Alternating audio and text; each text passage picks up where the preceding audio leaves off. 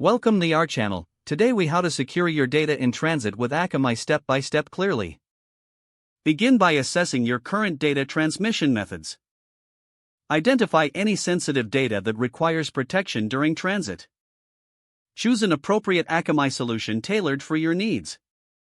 Begin by logging into your Akamai account. Navigate to the Security section in the dashboard. Select Data Protection to access available features. Enable SSL/TLS encryption for your data transmissions. Configure the necessary certificates for your domain. Ensure that your encryption protocols are up to date.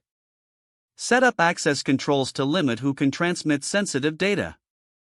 Implement tokenization for sensitive information, if applicable. Monitor data flows in real time using Akamai's monitoring tools. Analyze logs for any unusual activities or potential breaches. Set up alerts for any unauthorized access attempts.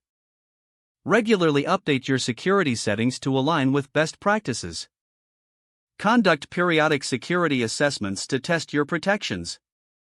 Engage your team in ongoing security training focused on data in transit. Finalize your strategy by documenting all security measures in place. Review and refine your data protection strategy regularly.